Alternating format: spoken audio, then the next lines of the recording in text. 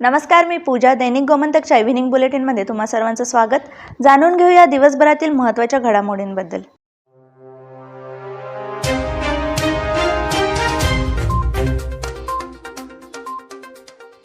गोवा सरकारने गोव्यातील जनतेसाठी चांगल्या सुविधा उपलब्ध करून दिल्या आहेत. येथे अनाथ आश्रम म्हणा, इस्पितळ म्हणा, मोफत सेवा उपलब्ध करून देण्यास राज्य सरकारने महत्त्वाची भूमिका बजावली आहे. गोवा रुग्णालय DDSSY योजनेअंतर्गत मोफत डायलिसिस देत आहेत. हे पाहून आनंद झाला असल्याचे राज्यपाल PS श्रीधरन पिल्लई यांनी सांगितले.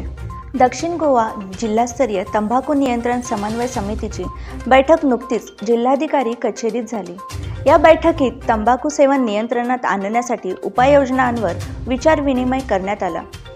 दक्षिण गोव्यात सिगरेट आणि इतर तंबाखू उत्पादकांचा लोक किती प्रमाणात सेवन करतात आणि यावर नियंत्रण ठेवण्यासाठी तालुकास्तरीय अंमलबजावणीसाठी गट काय करतात आणि त्यांनी काय करावे यावर चर्चा करण्यात आली.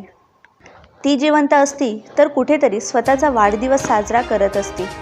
ती सध्या आपल्यात नाही, त्यामुळे आम्हाला ऐतिहासिक आझाद मैदानावर तिचा वाढदिवस साजरा करावा लागत आहे, असे सांगताना महिला काँग्रेसच्या प्रदेशाध्यक्ष बीना नाईक भाऊक झाल्या. तशीच अवस्था सिद्धीच्या कुटुंबियांची होती. तिची धाकटी बहीण सिमरन यावेळी धाय मोकलून रडत होती. तिचे वडील संदीप नाईक यांनीही सरकारच्या नाकर्तेपणावर ताशेरे ओढले. मांद्रे मतदारसंघाचा विकास हा जनतेच्या मागणीनुसार केला जाईल. विकास कोणत्या पद्धतीचा करावा यासाठी कामाची यादी त्या पंचायतीचे पंच सदस्यांनी द्यावी. जानेवारीच्या पहिल्या आठवड्यात निवडणुका आचारसंहिता लागणार आहे, त्यामुळे जनतेने लवकर कामाची यादी द्यावी.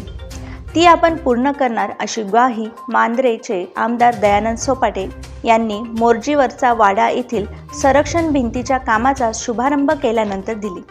तर या होत्या दिवसभरातील महत्त्वाच्या घडामोडी. अशाच ताज्या अपडेट्स जाणून घेण्यासाठी आमच्या दैनिक गोमंतक या वेबसाईटला भेट द्या आणि आमच्या YouTube चॅनलला सबस्क्राईब करायला विसरू नका.